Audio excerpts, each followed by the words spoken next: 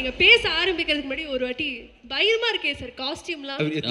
என்ன சார்? எல்லாம் ப்ரமோஷனுக்காக தான். சூப்பர். பின்னாடி கூட பிரிண்ட்லாம் பின்னாடி வருதா? வாவ். சக்தி திருமகன் செப்டம்பர் 19th அண்ணா. ஆனா ப்ரமோஷன்ல கூட எமோஷன் நீங்க வந்து அந்த ப்ரமோஷனை மறைக்கல தெரியுமாண்ணே? Thank you. 19th மட்டும் நீங்க மறைக்கவே இல்லைண்ணே.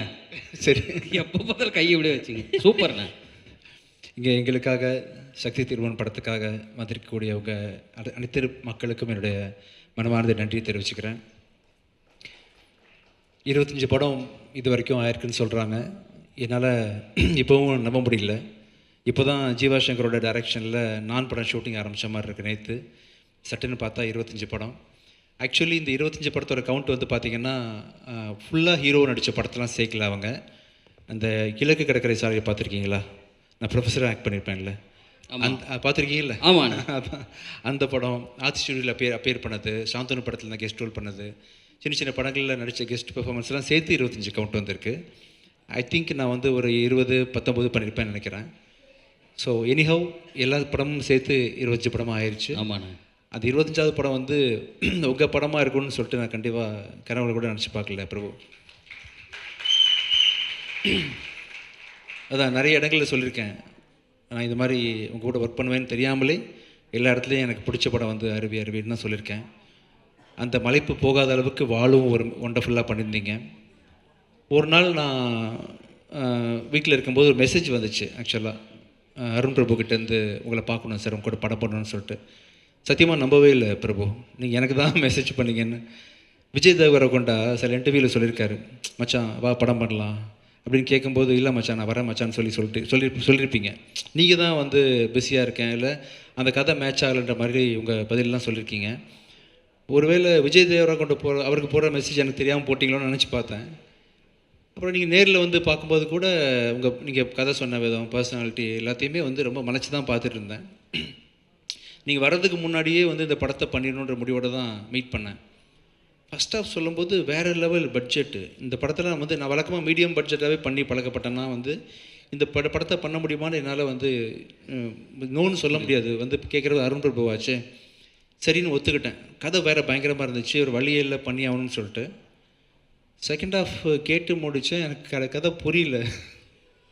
ஏன்னா ஃபுல்லாக அரசியல் பொறுத்த வரைக்கும் பெரிய அறிவுலாம் எனக்கு கிடையாது. சரி ஏதோ அருண் பிரபு தானே சொல்கிறாரு, கண்டிப்பாக அறிவியலில் நிறைய அரசியல் பேசியிருப்பார், மக்கள் சார்ந்த அரசியல் நிறைய இருக்கும் அவர்கிட்ட அப்படின்னு சொல்லிட்டு நானும் பண்ணிடலாம். பொருள் செலவு ரொம்ப அதிகம், கருத்துக்களும் வேறு லெவலில் தெரிக்குது. ஸோ ஃபஸ்ட் ஆஃப் கேட்ட உடனே வேறு நம்ம வரும்போதே முடிவு பண்ணிட்டேன். ஆனால் பயங்கர செலவாகும் போல் இருக்கே, பட் என்ன பண்ணுறது, அருண் பிரபு கேட்டார் பண்ணிடலான்னு சொல்லிட்டு கதையும் வேறு லெவலில் இருந்துச்சு. செகண்ட் ஆஃப் கேட்கும்போது எனக்கு ஒன்றுமே அரசியல் தெரிக்குது, வசனங்கள்லாம் வந்து புரியல, இது என்ன சொல்ல வரான்னு தெரியல. சரி படம் போட்டு கடைசியில் நிறைய என்னோடய ஃப்ரெண்ட்ஸ் பார்த்தாங்க, எதுவும் குறியீடு இதாக வச்சுருக்காரா படத்துக்குள்ளே அப்படின்னு சொல்லி பயந்து கேட்டேன். குறியீடு இல்லை சார், டைரெக்டாக சொல்லியிருக்காரு. நேராக தெரிக்குது, உங்கள் நிலைமை என்ன ஆகும்னு தெரியல இந்த படத்துக்கு அப்புறம்னு சொல்லிட்டு என் ஃப்ரெண்ட்ஸ்லாம் சொன்னாங்க. என்ன ஆனாலும் இது ஆர்ட் ஃபார்முக்குள்ளே இருக்குது பிரபு, ஆர்ட்டாக தான் நீங்கள் பண்ணியிருக்கீங்க. என்ன நீங்கள் எப்படி சொல்லியிருந்தாலும், எந்த கட்சியை பற்றி நீங்கள் என்ன பேசியிருந்தாலுமே இதை வந்து எல்லாருமே கண்டிப்பாக படமாக மட்டும்தான் பார்ப்பாங்க. நானும் அப்படி தான் பார்த்தேன். So one of the very important film in my career. Thank you so much. And ஒரு படம் உருவாகுதுன்னா வந்து அதுக்கு டைரக்டர் எவ்வளோ முழு முதற் காரணம் எனக்கு நல்லாவே தெரியும். ஒரு கதையை எனக்காக எழுதி சுமந்து ஒரு 5 வருஷம் ப்ராசஸ் பண்ணி வாழ்க்கை அப்புறம் 4th இயரில் இது ஆக்சுவலாக 4-5 வருஷம் எனக்காக அந்த கதையை கொண்டு வந்து என்னை ப்ரெசென்ட் பண்ணதுக்கு ரொம்ப ரொம்ப நன்றி. இப்போ பெருமை மிகு படமாக இந்த படம் வந்து இந்த கம்பெனிக்கு அமைஞ்சிருக்கு. Thank you so much. சூப்பர்.